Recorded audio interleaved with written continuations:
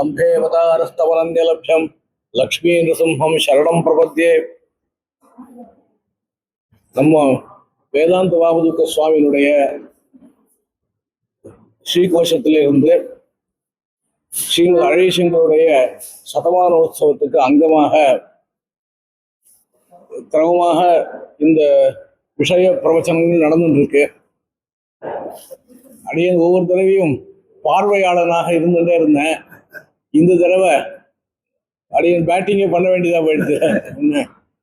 அதனால இப்போ அடியன் வந்து விஷயத்தை விஞ்ஞாபிக்கிறேன். சுவாமி தேசிகாசய பிரகாசம்ன்ற கிரந்தத்துல வைசேஷிக பங்காதிகாரம்னு இருக்கு பாருங்க. இந்த அதிகாரத்துல இன்னும் விசேஷமா சாதிக்கிறார். ஏன்னு கேட்டா சுவாமி தார்க்கிகர் எங்க தர்க்க மதத்தை கண்டனம் பண்றாளோ அங்க அவருக்கு சொரசத்தா ஒரு குதூகலம் ஆவிர்வவிச்சுடுறது. ஏன்னா ரொம்ப காலம் தர்க்கத்தை வாசிச்சுட்டு அதை பிரவச்சனம் பண்ணி அதுலேயே ஆழங்கால் பட்டிருக்கார். அப்படி இருக்கும்போது சுவாமி தேசிகன் அந்த பட்சத்தை கண்டனம் பண்றார் அப்படின்னால் அப்போ அந்த பூர்வபக்ஷம் எல்லாம் அவருக்கு எல்லாம் திருடமா இருக்கு இல்லையா? அப்போ அந்த பூர்வபக்ஷ கிரந்தங்கள் எல்லாத்தையும் உதாகரிச்சு ரொம்ப ஆனந்தப்படுறார் சுவாமி. அதாவது இப்போ ஒரு விஷயத்த தேசிகன் கண்டிக்கிறார்னு வச்சுக்கோங்களேன். அந்த விஷயத்த இந்த மாதிரி விஷயம் இருக்கு, இது தேசிகன் கண்டிக்கிறார் அப்படின்னு சொல்லிடுறது இல்லை. அந்த விஷயத்துக்கு மூலமான நியாய பாஷ்யமோ வார்த்திகமோ டீக்கையோ அதை அப்படியே எடுத்து இப்படி சொல்லியிருக்கா பாருங்க, அது கண்டனம் பண்றேன். இதுல இது 40 நிமிஷம் முடிச்சு விடுறேன். இந்த வாதம் ரொம்ப விஸ்திருத்தமான வாதம். இப்போ வைசேஷிகால் ஒத்துக்கிற பல அம்சங்களை சுவாமி கண்டிக்கிறார், ஸ்ரீபாஷ்யக்காரர் கண்டிக்கிறார், தேசிகன் கண்டிக்கிறார். என்னென்னலாம் கண்டிக்கிறார் பாருங்க. முதல் ஆரம்பத்திலே பாருங்க, அவயவாத்திரிக்த அவயவியை கண்டிக்கிறார். அவயவங்களை காட்டிலும் அதிரிக்தமான அவயவி கிடையாது. அதாவது மண் இருக்கு இல்லையா, மண்ணை காட்டிலும் வேற ஒரு கடம் கிடையாது. மண்ணு தான் கடமா இருக்கு, ஸ்வர்ணம் தான் ஆபரணமா இருக்கு. அதை காட்டிலும் ஸ்வர்ணம் வேற, அதுலேருந்து வரக்கூடிய ஆபரணம் வேற கிடையாது. அவயவாத்திரிக்த அவயவி கிடையாது. அதே மாதிரி சமவாயம் கிடையாது. சமவாயம்னு ஒரு சம்பந்தம் அது கிடையாது. அபாவம் தனியாக கிடையாது. விசேஷம்ன்ற பதார்த்தம் கிடையாது. அவ சொல்ற மாதிரி சாமானியம் என்கிற ஜாதி கிடையாது. குணங்கள் 24 குணங்கள் சொல்றா, 24 குணங்கள் கிடையாது. இப்படி பல விஷயங்கள். அவ சொல்ற திரவியங்கள்ல திக்குன்னு ஒரு திரவியம் கிடையாது. திக்குன்னு தனியா ஒரு பதார்த்தம் கிடையாது. இது கூட பாருங்க. அதே மாதிரி கர்மான்னு தனியார் வஸ்து கிடையாது. சயோகத்தை காட்டிலும் அதிரிக்தமாக கர்மான கிரியா கிடையாது. இந்த மாதிரி பல விஷயங்கள் கிடையாது. இவ்வளவு கிடையாது. இதெல்லாம் அவ கல்பிக்கிறான்னு கண்டனம். அதை காட்டிலும் அவ சொல்ற மோட்சம் இருக்கு பாருங்க, அது கிடையாது. அவ என்ன சொல்றா, மோட்சம்னா என்ன? எல்லா விசேஷ குணங்களுக்கும் உச்சேதம். அதாவது சுகம் துக்கம் எல்லாம் போயிட்டு ஒரு கல் மாதிரி இருக்கிற நிலவு இருக்கு பாருங்க, அதுதான் மோட்சம்ன்றா. மோட்சம்னா என்ன? துக்கம் போனா மோட்சம், துக்கம் போகும்பொழுது சுகமும் போயிடுறது. இது அவளுடைய பட்சம்.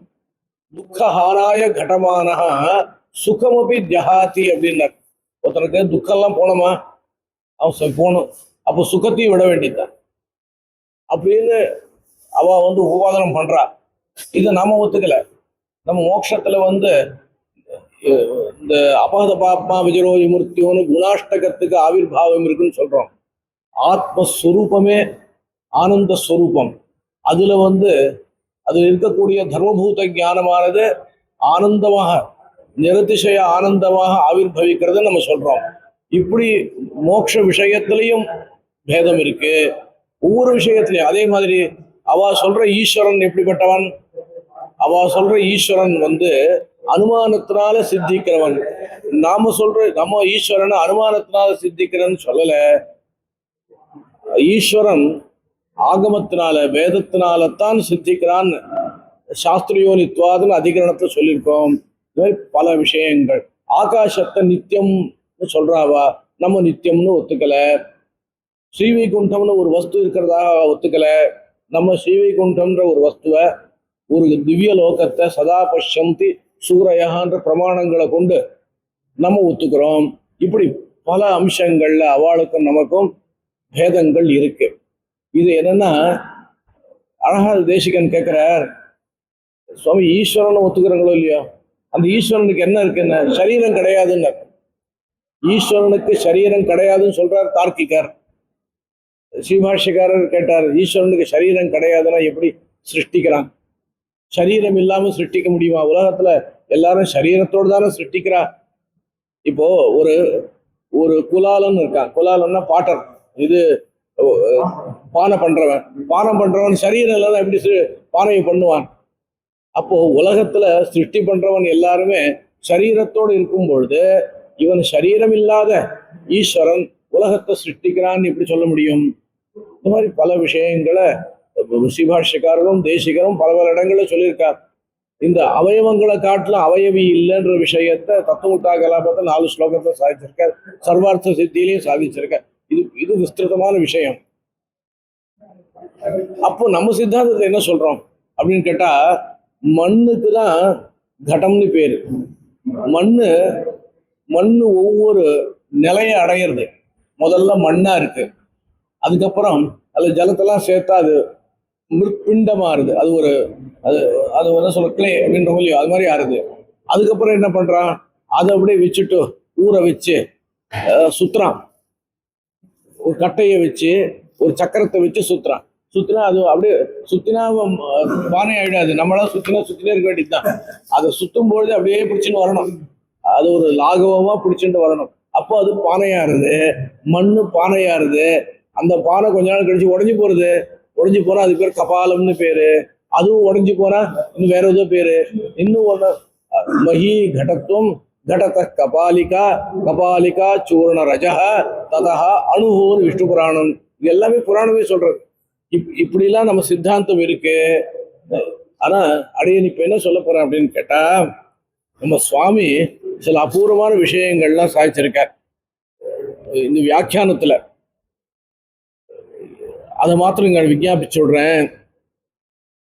இந்த சமவாயம்னு ஒரு சம்பந்தம். இந்த சமவாயம்ன்ற சம்பந்தத்தை வைசேஷிக அதிகரணத்துல, அதாவது மகத்தீர்க்கவத்வான்ற அதிகரணத்துல விஸ்திருதமாக சூத்திரக்காரர் கண்டனம் பண்ணியிருக்கார். பாஷ்யக்காரரும் வியாக்கியானம் பண்ணியிருக்கார். தேசிகன் ஒருபடி மேல போய், சுவாமி பிரிக்க முடியாத 2 வஸ்துக்களுக்கு ஒரு சம்பந்தம். என்ன சம்பந்தம்? சமவாயம்ன்ற சம்பந்தம் சொல்றீங்களா? அந்த சமவாயத்துக்கும் அந்த சம்பந்திகள் இருக்கு பாருங்க, அதுக்கு என்ன சம்பந்தம்? இப்போ இவருக்கு ஒரு சம்பந்தம் இருக்காருன்னு வச்சுக்கோங்க. இப்போ அந்த சம்பந்தம் இவ 2 பேருக்கு ஒரு சம்பந்தம் இருக்கும் இல்லையா? அந்த சம்பந்தத்துக்கும் இவருக்கும் என்ன சம்பந்தம் அப்படின்னு கேட்டா, அதெல்லாம் ஒரு சம்பந்தம் கிடையாது சுவாமி. சம்பந்தத்துக்கு சம்பந்தம் கிடையாது அப்படின்னா அப்ப அந்த சம்பந்தம் எதுக்கு? சம்பந்தமே வேண்டாமே. நேரடியாவே ரெண்டும் சமவாயம் இல்லாமையே 2 வஸ்துக்களும் சேர்ந்து இருக்கலாமே. அதுதான் நம்ம சித்தாந்தத்துல அபுசக் சித்தின்னு சொல்றோம். அபுசக் சித்திய சுபாவம்னு அவளும் சொல்றோம், நம்மளும் ஒத்துக்கிறோம். அந்த சுபாவமே போருமே. அந்த சுபாவத்தை கொண்டு இஹேதமிதி யத காரிய காரணயோஹோ ச சமவாயான்னு வைசேஷிகர் சூத்திரம் பண்ணார். அது எது கண்டிக்க அது எது ஒத்துக்கணும்? அயுத சித்தானாம் ஆதார பூதானாம் இஹ பிரத்யய ஹேது சமவாயான்னு அவள் எழுதியிருக்கா. இதெல்லாம் ஏன் சொல்றேன் அப்படின்னு கேட்டா, 4-5 உதாரணங்கள் சொன்னாதான் உபன்யாசம் இதுவா இருக்கும். விஷயம் அவ்வளவுதான். என்ன இப்ப ரெண்டு பதார்த்தங்கள் இருக்கு, பிரிக்க முடியாத 2 பதார்த்தங்கள் இருக்கு. அந்த 2 பதார்த்தங்களுக்கு உள்ள சம்பந்தம் இருக்கு பாருங்க, அந்த சம்பந்தத்துக்கு தான் சமவாயம்னு பேரு. அந்த சமவாயத்துக்கு இன்னொரு சமவாயம் உண்டா? இருக்கு சுவாமி அப்படின்னா அனவஸ்தை வந்துடும். அதுக்கு சமவாயம் இருக்கா? அனவஸ்தை வந்துடும்னு இது சுவாமி சாதிச்சிருக்கார். இங்க இங்க என்ன பண்ணிருக்காருன்னா சுவாமி வியாக்கியானத்துல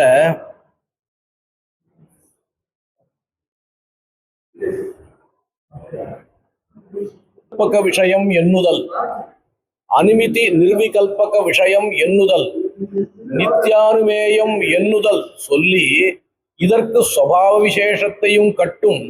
அதில் காட்டில் சம்பிரதிபன்னங்களான ஆசிரியர்களுக்கு ஒரு சுபாவத்தாலே விசிஷ்ட பிரத்யே விஷயத்துவம் கொள்ளுகை உச்சிதம்னு தேசிகனுடைய ஸ்ரீசூக்தி. அதுக்கு வியாக்கியானம் பண்ணும் பொழுது இந்த பங்கி சரியா வரல. சவிகல்பக விஷயம் எண்ணுதல், அனுமிதி நிர்விகல்பக விஷயம் எண்ணுதல் அப்படின்னு பங்கி இருக்கு. வியாக்கியானம் பண்ற சுவாமி சவிகல்பக விஷயம் எண்ணுதல், சமவாயம் எதுக்கு விஷயம்? சமவாயம் எப்படி தெரியுது? பிரத்யக்ஷத்துக்கு விஷயம் அப்படின்னு சில பேர் சொல்றா. சமவாயம் பிரத்யக்ஷத்துக்கு விஷயம் இல்லை, சமவாயத்துக்கு பிரத்யக்ஷம் கிடையாதுன்றா சில பேர். அப்போ என்ன பண்றதுன்னா நிர்விகல்பக விஷயம் எண்ணுதல் இல்ல, நிர்விகல்பகத்துக்கு விஷயமா? நிர்விகல்பகம்னு ஒரு நிர்விகல்பகம் இன்டிட்டர்மினட் காக்னிஷன் சொல்றேன் இங்கிலீஷ்ல. அதாவது இது இப்படிப்பட்டது அப்படின்னு ஒரு ஞானம் வருது பாருங்க, இதுதான் சவிகல்பகம். அப்படி அப்படி இல்லாத ஒரு ஒரு அறிவு வருது பாருங்க, அதுக்கு என்ன பேரு? நிர்விகல்பகம்னு பேர். இது இப்படிப்பட்டது அப்படின்ற ஞானம், இது இப்படிப்பட்டதுன்ற ஞானம் வரலன்னு வச்சுக்கோங்களேன், ஒரு சாதாரண ஒரு பொதுவான ஞானம் வருதுன்னு வச்சுக்கோங்க. அந்த ஞானத்துக்கு என்ன பேரு? நிர்விகல்பகம் பேரு. நிர்விகல்பகத்துக்கு சமவாயம் விஷயம்னு சில பேர் சொல்றா. உடனே கேட்டார், நிர்விகல்பகத்துக்கு சமவாய விஷயம் இருந்தா உனக்கு எப்படி தெரிஞ்சது? அது நிர்விகல்பகமே தெரியலையே என்ன? அந்த இதுல ஊமனார் கண்ட கனவு மாதிரி தான் அது. என்ன அது யாருக்கும் தெரியும்? நமக்கு நிர்விகல்பகத்துக்கு விஷயம்னு சொல்ல முடியாது. இல்ல அனுமிதிக்கு விஷயம் அப்படின்னு அனுமானத்தினால சமவாயத்தை தெரிஞ்சுட்டு இருக்கோம் அப்படின்னா. இன்னும் சில பேர் சொல்றாங்க நித்யானுமேயம், சமவாயம் அனுமானத்தினால்தான் அறியப்படும் அப்படின்னு இன்னும் சில பேர் சொல்றாங்க. இந்த எல்லா பட்சத்தையும் கண்டிக்கிறேன்னு இதுக்கு வியாக்கியானம் பண்ணிச்ச சுவாமி அனுமிதி நிர்விகல்பக விஷயம் என்று அனுமிதிஷ்ட பூர்வோக்தான்னு சொல்லிட்டு கே சித்து மூலே அனுமிதி நிர்விகல்பகம் இத்தியத்திர அனுமித நிர்விகல்பகம் எது பாடம் பரிகல்பிய, இப்படிதான் பாடத்தை பரிகல்பனம் பண்றா. அனுமானம் பண்ணப்பட்ட நிர்விகல்பகத்துக்கு விஷயம்னு பாட பரிகல்பனம் பண்றா. இதெல்லாம் தப்பு. இப்படி சொல்றதுல என்ன லாபம் அப்படின்னு இங்க சாதிக்கிறார்.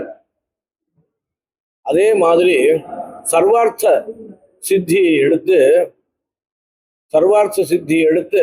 சம்பந்தம்னா என்ன? ஒரு சம்பந்தம் இருந்தா ஒரு அதிகரணம் இருக்கும், சப்ஸ்ட்ரேட்டம் ஒரு அதிகரணம் இருக்கும். ஒரு சம்பந்தம் இருந்தா அதுக்கு ஒரு பிரதியோகி கவுண்டரா ஒண்ணு இருக்கும்.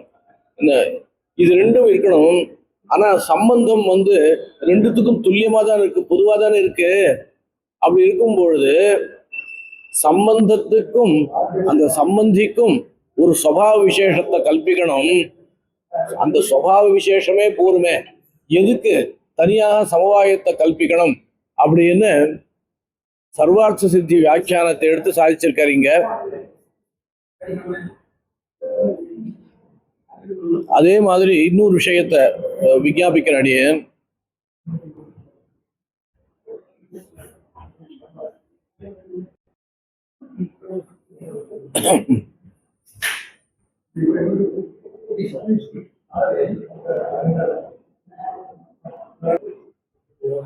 ஒரு வஸ்துவானது உற்பத்தி ஆறுது.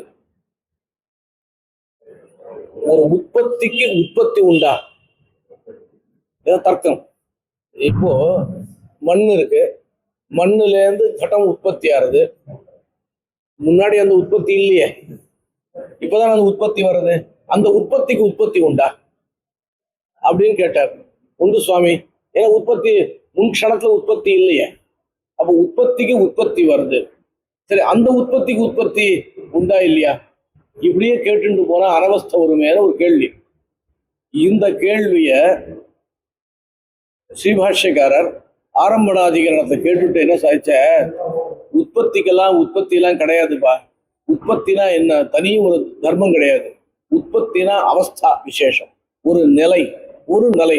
இப்போ மண் இருக்கு, மண்ணுக்கு மண்ணா இருக்கிறது ஒரு நிலை, கடமாக இருக்கிறது இன்னொரு நிலை, குடமாக இருக்கிறது இன்னொரு நிலை. அந்த குடமாக இருக்கிற நிலை இருக்கு பாருங்க, அதுக்குதான் உற்பத்தின்னு பேர். இப்படி சமாதானம் சாதிச்சுட்டார். தேசிகன் என்ன பண்ணார், உற்பத்திக்கு உற்பத்தி உண்டான்னு கேட்கறாங்க இல்லையா, கேள்வி சரிதான், உற்பத்திக்கு உற்பத்தி உண்டுதான். இதெல்லாம் சாமகிரியை கொண்டு நிர்வாகம் பண்ணலாம் அப்படின்னு சாதிச்சுட்டார். அதுக்கு வியாக்கியானம் சுவாமி என்ன அற்புதமா சாதிச்சிருக்கார் பாருங்க. சாமகிரியை கொண்டு நிர்வாகம் பண்ணலாம் அப்படின்னா எப்படி, உற்பத்திக்கு உற்பத்தி உண்டு, அந்த உற்பத்திக்கு உற்பத்தி உண்டு. அப்ப அனவஸ்தை ஒருமைன்னா வரட்டும்ன்ற சுவாமி தேசிகரே. அதுக்கெல்லாம் சாமகிரி விசேஷத்தை கொண்டு நிர்வாகம் பண்ணலாம். அதுக்கு வியாக்கியானம் ரொம்ப கஷ்டம். சுவாமி நம்ம வெளிவலம் சுவாமியை சாதிச்சிருக்கார் ரொம்ப அழகா. கடஸ்த உற்பத்திர் நாம கடத்வாவஸ்தா பிராப்தி. ஒரு கடம் உண்டாயிருக்குன்னா என்ன அர்த்தம், முன்னாடி இந்த கடத்துவம் அப்படின்ற நிலை வரல, இப்போ அந்த நிலை வந்திருக்கு. சரி, அந்த அந்த உற்பத்தி எப்படி வந்திருக்குன்னு கேட்டார். தண்ட சக்கராதி சாமகிரியினால வந்திருக்கு. தண்டம்னா கொம்பு, சக்கரம் இதெல்லாம் வச்சு சுத்தினா அந்த அந்த கடத்துவாவஸ்தா, இந்த அவஸ்தான நிலை, தசை, அது வந்திருக்கு. சரி, அந்த தண்ட சக்கராதி சாமகிரியினால வந்ததுன்னு சொன்ன, அது எப்படி வந்தது, அந்த சாமகிரி எப்படி வந்தது? சாமகிரின்னா என்ன தெரியுமா, இப்போ ஒரு தளிகை பண்றோம்னா அதுக்கு வேண்டிய சாமான் எல்லாத்தையும் ஒன்னா சேர்த்து வச்சுக்கிறோம், அதுதான் சாமகிரி. தனித்தனியா இருந்த தளிகை ஆகாது. அதேதான் அந்த சாமகிரி எல்லாம் ஒன்னா எப்படி சேர்ந்தது அப்படின்னா, ஒரு புருஷன் பண்றான், ஒரு புருஷன் ஒரு தண்டத்தை எடுக்கிறான், அதை சக்கரத்தை சுத்துறான், மண்ணுக்குள்ள ஜலத்தை கொட்டி சுத்துறான் இல்லையா, அது அது அதனுடைய முன்னிலை. அதுக்கும் முன்னிலை என்னன்னா அதுக்காக பிரயத்தனம் பண்றான் பாருங்க, அதுதான். இப்படியே சொல்லிட்டு போக வேண்டியதுதான். அது அந்த பிரயத்தனம் எதனால வருது அப்படின்னா ஆத்ம மனசு சயோகத்தினால வருது. ஆத்மாவுக்கும் மனசுல சம்யோகம் வருது. மனசு சம்பந்தப்பட்டாதான் எல்லாம் வரும். இப்படியே சொல்லிட்டு போனோம்னு எழுதியிருக்காரு வியாக்கியானத்துல. இது எனக்கு ரொம்ப அபூர்வப்பட்டது. இந்த மாதிரி அபூர்வமான விஷயங்கள் இருக்கு. கேளு சுவாமி. சமவாயத்திற்கும் அந்த சமவாய சம்பந்தியான சம்பந்தம் என்ன அப்படின்னு கேள்வி கேட்க, இத சயோக விஷயத்தையும் கேட்கலாம் இல்லையா? கேட்கலாமே. சயோகத்தை அங்கீகரிக்கிறோம். ஆமா, அங்கீகரிக்கிறது. ஆமா. இந்த நியாயத்தாலேயே சயோகத்தை அங்கீகரிக்க வேண்டாம் அப்படி அவசியம் கேட்கலாம். அதாவது இந்த நியாயத்தை சயோகத்துல கேட்க முடியாது. ஏன் கேட்க முடியாது அப்படின்னு கேட்டா, சயோகம் பிரத்யக்ஷ சித்தம். இமவு சயுக்தவ் அப்படின்னு ஒரு பிரத்யக்ஷ, இது ரெண்டும் சேர்ந்து இருக்கு அப்படின்னு பிரத்யக்ஷத்தினாலே நமக்கு தெரியறது. அதனால இந்த சயோகத்தை நம்ம உபாதனம் பண்ணியே ஆகணும். அங்கே கூட நம்ம சித்தாந்தத்துல சயோகத்தை ஒத்துக்கிறோம். சயோகத்துக்கும் பிரத்யக்ஷ சித்தமான சயோகத்துக்கும் அந்த வஸ்துக்கும் சம்பந்திக்கும் வேறொரு சம்பந்தத்தை சொல்றது இல்லை. நீங்க அப்பிரத்யக்ஷமா ஒரு சமவாயத்தை ஒத்துண்டு அதை நிர்வாகம் பண்ண பாக்குறாங்க. நாங்க பிரத்யக்ஷமா இருக்கிற சயோகத்தை ஒத்துக்கிறோம், ஒத்துண்டே ஆகணும். நகி திருஷ்டே அனுபவம். நாங்க கண்ணால தெரியும் போது அது இல்லைன்னு சொல்ல முடியாது. சயோகத்தை ஒத்துண்டாகணும். சமவாயம் அப்படி இல்லையே, கண்ணால தெரியலையே அப்படின்னு சுவாமி அபிப்பிராயம். அனுமானத்தால பிரத்யக்ஷமா இல்ல, அந்த சம்பந்தம் சயோகம் பிரத்யக்ஷமா இருக்கு. சயோகம் சமவாயன்றது பிரத்யக்ஷமா இல்ல, அங்க சயோகம் கிடையாது. சயோகத்தை ஒத்துக்கிறார். சயோகம் பிரிக்க முடிய வஸ்துக்கள்ல சயோகம். இப்ப இதுக்கும் இந்த மேஜைக்கும் சயோகம். ஆனால் பிரிக்க முடியாத வஸ்துக்களுக்கு, இதுல கருப்பு நிறம் இருக்கு, இது பிரிக்க முடியாது. கொஞ்ச நேரம் இந்த கருப்பு நேரம் வெளில போய் இருக்காது. அப்போ இந்த கருப்புன்ற நிறத்துக்கும் இந்த வஸ்துக்கும் சமவாயன்னு ஒத்துக்கிறாவ. நாம என்ன சொல்றோம், இந்த பிரிக்க முடியாமைன்னு ஒரு சுபாவம் இருக்கு பாருங்க, அதுவே போருமே. அதுலேருந்து ஒரு சமவாயத்தை ஏன் கல்பிக்கணும்னு நம்ம சொல்றோம். இன்னொரு விஷயத்தை அப்படின்னு விஞ்ஞாபிக்கிறேன். சுவாமி வியாக்கியானத்தை சாய்ச்சிருக்கார். இந்த ஜாத்தியை பத்தி சொல்லும் பொழுது, ஜாத்தினா சாமானியம், ஜெனரிக் ப்ராப்பர்ட்டின்னு சொல்றோம் இங்கிலீஷ்ல. அதாவது நிறைய வஸ்துக்கள்ல இருக்கக்கூடிய ஒரு அனுகதமான தர்மத்துக்கு ஜாத்தின்னு பேரு. எல்லா கடங்கள்லையும் கடத்துவம் இருக்கு, எல்லா கோலையும் கோத்துவம் இருக்கு. இதுதான் ஜாதி. இப்போ சுவாமி கேட்கிறார், இந்த ஜாதின்றது வேறையா, அது வேறையா ஒத்துக்கணுமா வேண்டாமா? பாஷ்யக்காருடைய சித்தாந்தம் என்னன்னா, ஜாதின்றது ஒண்ணு தனியா கிடையாது. ஜாதி என்பது அந்தந்த வஸ்துவனுடைய சம்ஸ்தான விசேஷம். சம்ஸ்தான விசேஷம்னா அமைப்பு. அந்தந்த வஸ்துவனுடைய அமைப்பு இருக்கு பாருங்க, அதுக்குதான் ஜாத்தின்னு பேரு. அதுக்கப்புறம் பல கேள்விகள்லாம் வரும். சுவாமி, இப்போ 10 மாடு இருக்கு, எல்லா மாட்டுக்கும் ஒரே அமைப்பு இருக்கா? இல்ல. ஒரு மாடு ஒசரமா இருக்கு, ஒண்ணு குள்ளமா இருக்கு, ஒண்ணுக்கு கொம்பு நீளமா இருக்கு, குறைச்சலா இருக்கு. ஆனாலும் ஒரு விதமான அமைப்பு எல்லாத்துலயும் பொருந்தி வருது. அதுதான் ஜாத்தின்னு சொல்றோம். அதுக்கு சௌசாதிருஷ்யம் அப்படின்னு சொல்லி முடிக்கிறார். இப்ப விஷயம் என்னன்னா, வைசேஷிகாள் ஜாதி அப்படின்ற ஒரு நித்தியமான ஒரு பதார்த்தத்தை ஒத்துக்கிறார். நம்ம சித்தாந்தத்தை ஒத்துக்கிறது இல்லை. இது வேற விஷயம். ஆனா நம்ம சுவாமி என்ன பண்றார், மகாபாஷ்யத்துல ஒரு வாக்கியம் இருக்கு, அதை உதாகரிக்கிற நமக்கு அனுகுணமாக. இதுதான் ரொம்ப முக்கியம். ஏன்னா மகாபாஷ்யம் எல்லாருக்கும் பொது, அதுலயே நமக்கு அனுகுணமான வாக்கியம் இருக்குன்னு சாதிக்கிறார். மகாபாஷ்யத்துல சித்தே சப்தார்த்த சம்பந்தேன்னு ஒரு வாக்கியம் இருக்கு. அதாவது என்ன கேள்வி கேட்டார் அப்படின்னு கேட்டா, அத சப்தானுசாசனம்னு முதல் வாக்கியம். சப்தங்கள் எல்லாம் நான் உபதேசம் பண்றேன், அனுசாசனம் பண்றேன் அப்படி ஆரம்பிச்சார். உடனே அடுத்த கேள்வி அவரே கேட்டுட்டார், என்ன சப்தங்களுக்கு நீங்க அனுசாசனம் பண்றங்கோ?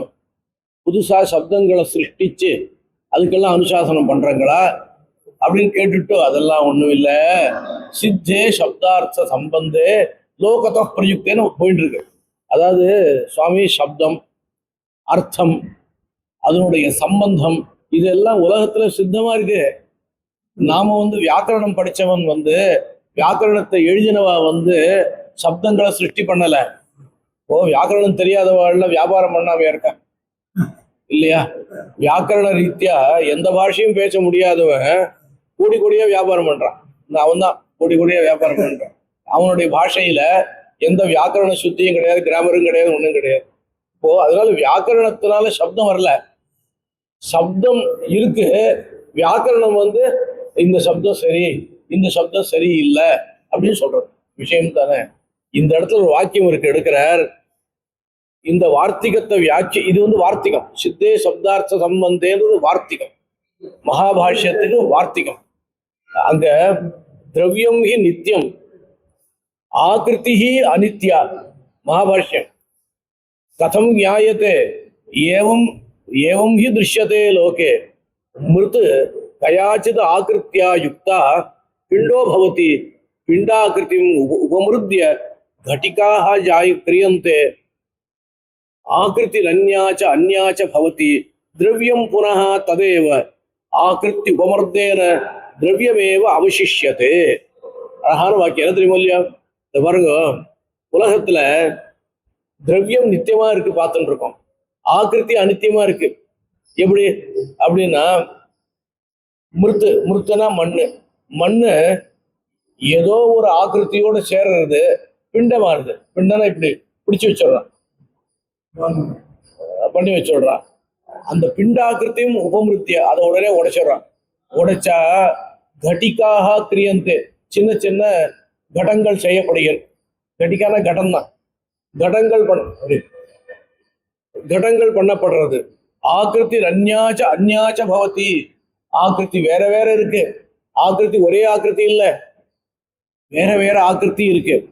திரவியம் புனஸ்ததேவ, திரவியம் மாறல, அதே மண்ணு தான். ஓ, சொர்ணம் இருக்கு, சொர்ண கட்டி இருக்கு. இந்த மண்ணு சொன்னா எல்லாருக்கும் கொஞ்சம் மனசு தான் இருக்கும். ஒரு சொர்ணம் இருக்கு, சொர்ணம் இருக்கு, அவங்க கிட்ட கட்டியா சொர்ணம் இருக்கு. என்ன இப்போ என்ன, ஒரு கல்யாணம் பண்றான், 10 சவரன் பண்ணி கொடுங்க. 10 சவரன்லாம் வேண்டாம், ஒரே ஒரு சின்ன பார் பண்ணி கொடுத்துருவோம் அப்படின்றான். சின்ன சொர்ணத்துல பார் பண்ணி கொடுங்கன்றான். என்ன ரொம்ப சின்னதா கேட்குற மாதிரி. அப்போ சொர்ணத்துல ஒரு பார் இருக்கு இவங்கிட்ட. இதை என்ன பண்ணான், அப்படியே உருக்கி ஒரு ஆபரணம் பண்றான். கொஞ்ச நாள் கழிச்சு இந்த ஆபரணம் பிடிக்கல, உடனே திருப்பி அதை உருக்கி திருப்பி வேற ஆபரணம் பண்றான் இல்லையா? திரவியம் மாறுறதா? மாறல, ஆக்கிருத்தி மாறிண்டே இருக்கு, ஆக்கிருத்தி மாறிண்டே இருக்கு. இத மகாபாஷ்யக்காரர் சொல்றார். இத சுவாமி எடுத்து காண்பிச்சு, அதனால ஜாதி ஒண்ணு நித்தியமா இருக்குன்னு நீங்க சொல்றீங்களே, அதெல்லாம் கிடையவே கிடையாது. மகாபாஷ்யக்காரரே ஒத்துக்கல.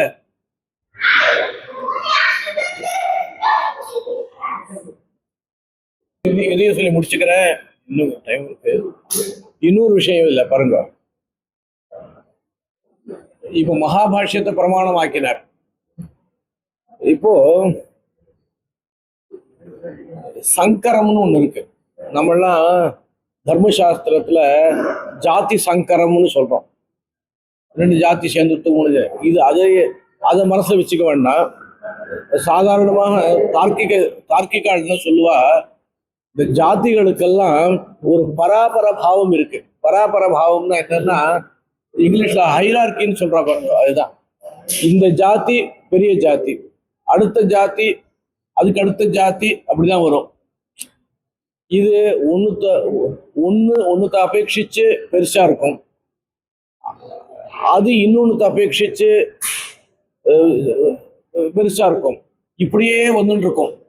இது பெருசாவும் இருக்கும் சின்னதா இருக்குன்றது கிடையாது. அப்படி வந்தா இதுக்கு பராபர பாவத்துக்கு பங்கம் வந்துடும். இப்போ நிறைய இடத்துல இருக்கிற ஜாதி, திரவியத்துவம் இருக்குல்ல, திரவியத்துவம்ன்றது நிறைய திரவியங்கள்ல இருக்கு, அது பரஜாதி. பிருத்திவித்துவம்ன்றது பிருத்திவின்ற திரவியத்துல மட்டும் இருக்கு, அது அபரஜாதி.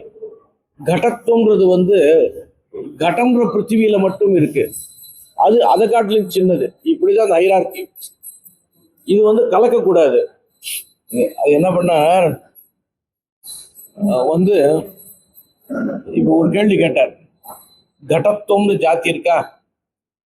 கடத்துவம் என்னது, மண் கடத்துல இருக்கு, ரஜத கடத்துல இருக்கு, ஸ்வர்ண கடத்துல இருக்கு. ராகவன் சொன்னதுல ஸ்வர்ண கடம் இருக்குன்னு நினைக்கிறேன். ஏன்னா ஐஷிங்கர் சமர்ப்பிக்கிற காலத்துல என்ன அடியனும் தொட்டாரு. என்ன ரொம்ப காலத்துக்கு முன்னாடி ஐஷிங்கரோட அனுகிரகத்தினால அந்த சமயத்துல நீங்க தான் தொட அப்படின்னு, அடியதான் தொடர்றது, தொடு அப்படின்னு. இப்போ கடத்துவம்ன்றது சொர்ண கடத்திலையும் இருக்கு, மிருக் கடத்திலையும் இருக்கு, ரஜத கடத்திலையும் இருக்கா? இந்த சுவர்ணத்துவன்றது கடத்திலையும் இருக்கு, ஆபரணத்திலையும் இருக்கு. இப்ப எல்லாம் ஒரு சங்கரமா வருதோ இல்லையோ? இந்த சங்கரத்தை பத்தி சொல்லும் பொழுது தேசிகன் இதெல்லாம் ஒரு தோஷமே கிடையாதுன்னு சொல்லிட்டார். தோஷம் கிடையாதுன்னு சொல்லிட்டார். இந்த சுவாமி என்ன பண்றார், அதுக்கு என்ன பண்ணலாம் அப்படின்னார். சுவாமி, சொர்ண கடங்கள் எல்லாம் ஒரு கடத்துவ ஜாதி, மிருகடத்தெல்லாம் ஒரு கடத்துவ ஜாதி, கடத்துவ ஜாதியை பிரிச்சிரும் அப்படின்னு சொல்லலாமே அப்படின்னு கேட்டா, அது சொல்லக்கூடாதுன்னு சொல்லிட்டு அதுக்கு தார்க்கிகாளுடைய வாக்கியத்தை உதாரணமாக்குறார். அதுக்காக முன்னாடியே நான் சொன்னேன், சுவாமி ரொம்ப காலம் தர்க்கத்துக்கு தான் வாத்தியாரா இருந்தார். அதுக்கப்புறம் தான் வேதாந்த அத்தியாபனம் பண்றதுக்கு காசிக்கு எழுந்தார். அது தரிசிதஞ்ச ஏவமேவ கதாதர பட்டாச்சாரியை அவச்சேதகதா நிருப்தௌ. அவச்சேதகதா நிருப்தின்றது சித்தாந்த லட்சணத்துக்கு மேல இருக்கிற கிரந்தம். நாங்கள்லாம் படிக்கச்சே அது சிலபஸ்ல இருந்தது, சுவாமி பாடம் சொல்லியிருந்த காலத்துல இருந்தது. அதுக்கப்புறம் இப்பெல்லாம் இல்லை. அங்க என்ன பங்கி அப்படின்னா, தத்தோ வரம் யதாதர்சனம் சம்ஸ்தானமேவ ஜாதி ரீதி ஸ்வீகார. சம்ஸ்தானம் தான் ஜாத்தின்னு ஒத்துன்னு போகல அப்படின்னு அவரே சொல்லியிருக்கான்றார். நம்ம சித்தாந்தத்துக்கு அனுகுணமாக அந்த வாக்கியம் இருக்கு. இந்த வாக்கியத்தை எடுத்தார் அவர். இதே மாதிரி பல இடங்கள்ல வந்து பிராச்சீன கிரந்தங்களை எடுத்து நிர்வாகம் பண்றார். நியாய சித்தாந்தத்துல கேள்வி வந்தது, கிரியான்னு ஒண்ணு தனியா ஒத்துக்கணுமா வேண்டாமா அப்படின்னு. அதுக்கு தேசிகன் சாதிச்ச கிரியான்னு ஒண்ணு தனியா கிடையாதுன்னு அந்த வாக்கியங்கள்லாம் எடுத்து எழுதியிருக்கார். நம்மள வாழ்லயே சில பேர் கிரியா விஷயத்துல வேற மாதிரி சொல்லியிருக்கான்றத சச்ச சம்பிரதிபன்ன விபாக பூர்வக சயோக மாத்திர ரூபோவா தத் காரணபூத வியாபார ரூபோவேதி சயூத்திய விவாதா. எவ்வளவு அழகா எழுதிருப்பாங்க. சயூத்திய நம்மளுக்குள்ள விவாதம் இருக்கு. அதாவது சயோகத்தை காட்டிலும்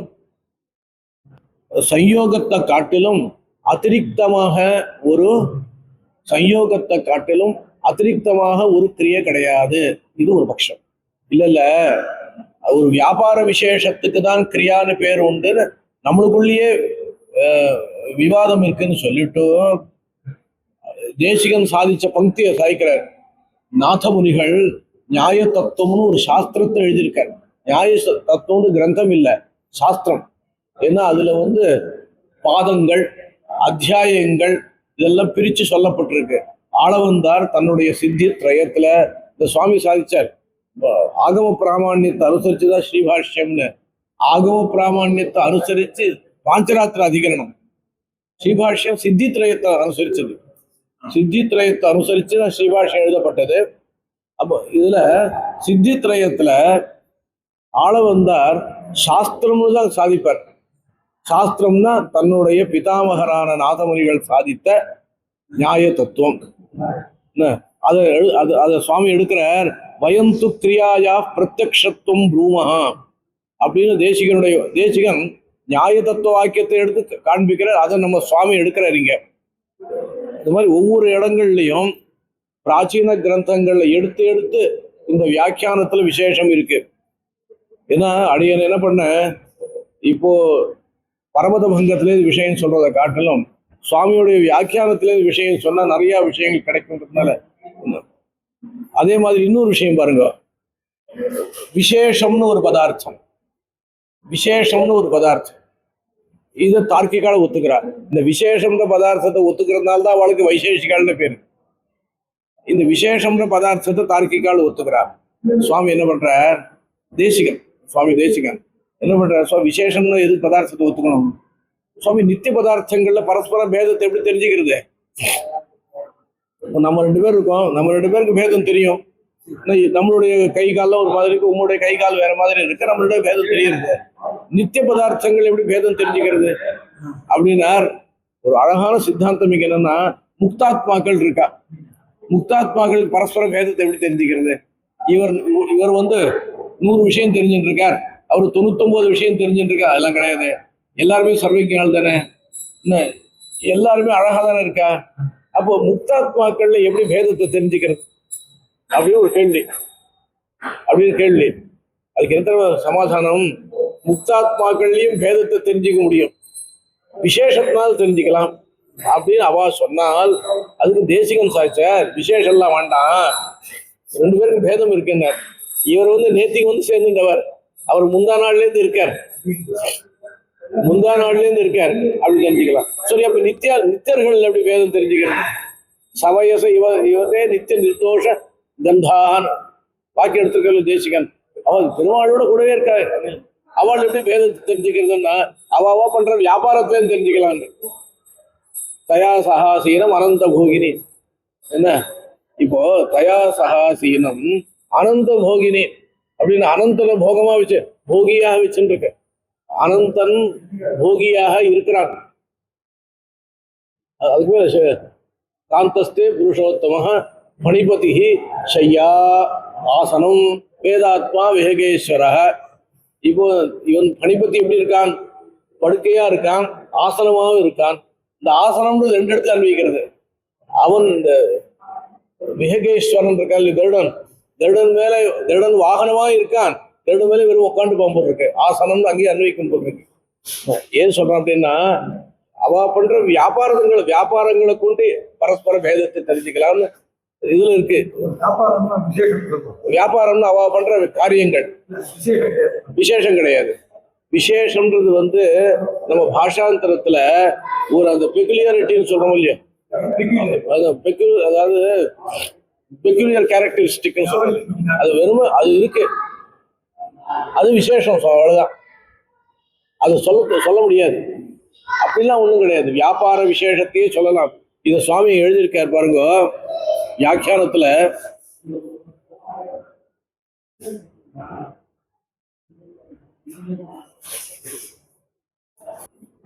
அந்த இடம் போயிட்டு அப்புறம் விட்டுடலாம், வேற கடைசியா முடிச்சு விடுற ஒரு இடத்துல.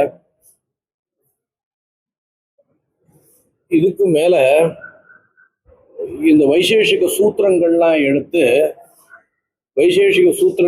எடுத்து இங்க பாருங்க, ஜீவன யோனி பிரயத்தனம், இதை கடைசியில் முடிச்சுடுறேன். இப்போ நம்மளாம் தூங்குறோம், இப்போ நம்ம முழிச்சுட்டு இருக்கோம், நம்ம எல்லாம் ஜீவிச்சுட்டு இருக்கோம். இப்ப நம்ம முழிச்சுட்டு இருக்க சமயத்தை என்ன பண்றோம்? மூச்சு விடுறோம் இழுக்கிறோம். அப்போ அதனால என்ன தெரியுது? நம்ம ஜீவிச்சிருக்கோம் தெரியுது. சரி சுவாமி, நம்ம ஜீவிக்கிறதுக்கா இப்ப மூச்சு விடுறோம் இழுக்கிறோம் எல்லாம் பண்றோம். தூங்குற சமயத்துல யாரு மூச்சு விடுறா? மூச்சு விடுறதுக்கு யாரு? நம்ம என்ன பிரயத்தனம் பண்றோம்? நம்ம இப்ப பிரயத்தனப்படலாம். தூங்குற சமயத்துல யார் பிரயத்தனப்படுறா? யாரோ பிரயத்தனம் பண்ணணும் இல்லையா? பிரயத்தனப்படல.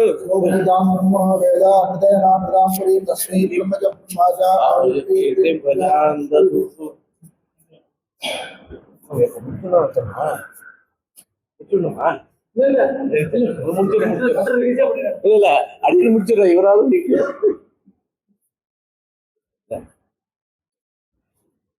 இதுல என்னன்னா, இந்த விஷயத்த முடிச்சிடறேன். இப்ப என்னன்னா, சுவாமி விவரம்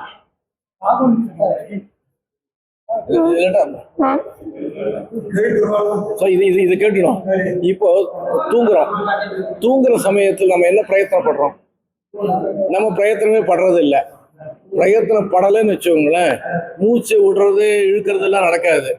அது நடக்கலைன்னு வச்சுக்கோங்களேன், அப்புறம் என்ன அவர் இருந்ததா ஆயிடுவார். என்ன அப்போ தார்க்கிகால் சொல்றா, அங்க ஒரு பிரயத்தனம் நடக்கிறது, அதுக்கு ஜீவன யோனி பிரயத்தனம்னு பேரு.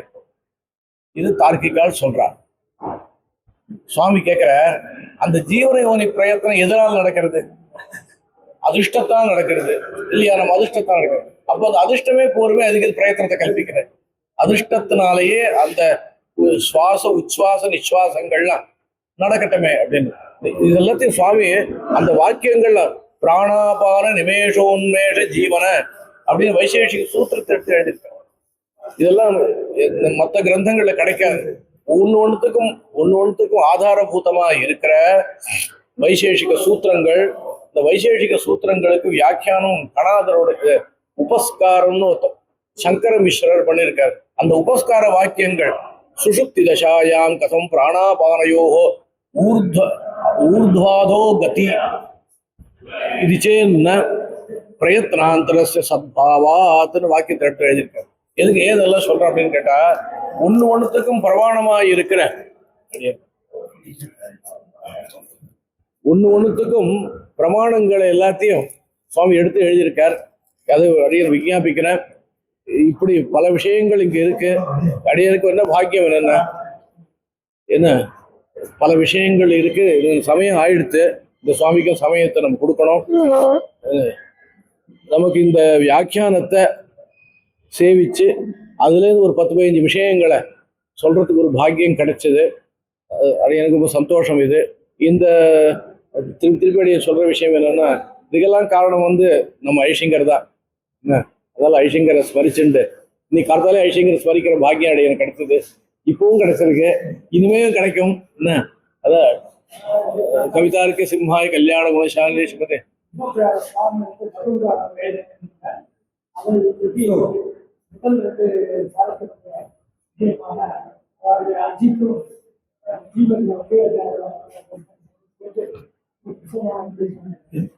அதாவது, அது சுவாமி தான் அதுக்கு இது முன்னுரை அளித்தவர்.